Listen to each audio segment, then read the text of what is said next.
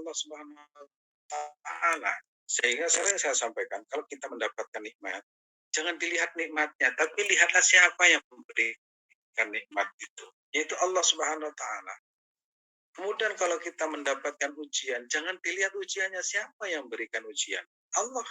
Kalau kita sudah mampu melihat demikian, maka kita akan, ya, yang kita sebut orang yang sudah sampai kepada Allah Subhanahu wa taala. Artinya, kalau misalkan sering saya sampaikan, kalau kita dicubit sakit oleh pasangan kita, ya, itu kalau orang yang sedang jatuh cinta, itu yang dilihat itu bukan sakitnya, tapi siapa yang mencubit.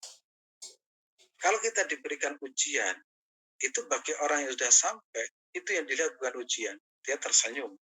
Allah telah mencintai saya, Allah telah mencintai suami saya, Allah telah mencintai semuanya. Hanya saja karena kita manusia, kita itu perlu proses, ya.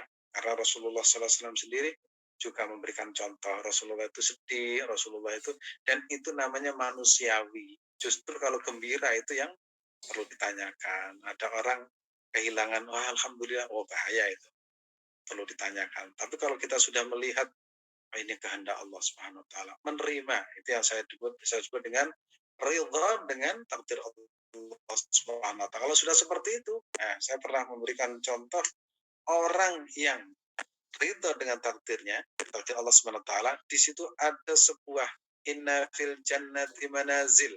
Sesungguhnya di dalam surga itu manazil, ada rumah-rumah yang indah. Rumahnya itu menggantung, ya, tapi tidak ada centelannya di langit, juga tidak ada tiangnya. Kemudian para sahabat, rumah itu untuk siapa ya Rasulullah? Dan bagaimana masuknya? Nah, maksudnya seperti syibut tair, seperti burung, ya, masuk. Jadi terbang.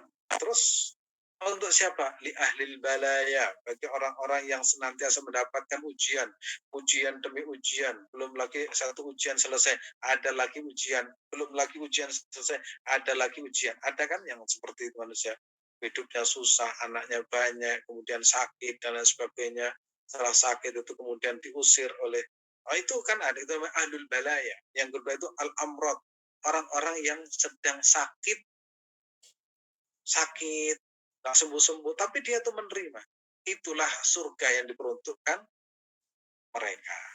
Dan insya Allah kita adalah orang-orang yang menerima takdir Allah Subhanahu wa taala. Kalau tidak menerima, katanya Allah Subhanahu wa taala, "Falyatlub rabban siwaya", maka cari Tuhan selain aku dan cari bumi selain bumiku. Kita termasuk orang-orang yang ridho. Pasti ujian kita itu macam-macam.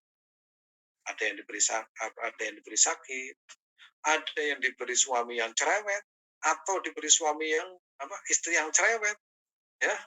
Ada juga yang diberi ujian itu anaknya banyak, itu kita lihatlah Allah Subhanahu wa taala. Nah, kita tidak akan bisa mampu melihat itu kecuali melihat Allah Subhanahu wa taala. Kalau sudah seperti itu, pasti hati kita kembali kepada Allah Subhanahu wa taala. Minimal cara menyelesaikannya itu dengan sujud kepada Allah Subhanahu wa taala. Kita sudah memahami, kita sudah membahas tentang sujud itu artinya apa? Sujud itu artinya al-musalli yunaji rabbahu, sedang berbisik kepada Allah Subhanahu wa taala. Katakan kepada, ya Allah, Rabbi firli warhamni wajburni warfa'ni warzuqni wahdini wa'afini wa'fani. Pasti itu akhirnya menikmati keindahan yang disebut oleh Ibnu Athaillah Skandarilah mahallul munajat, tempat munajat.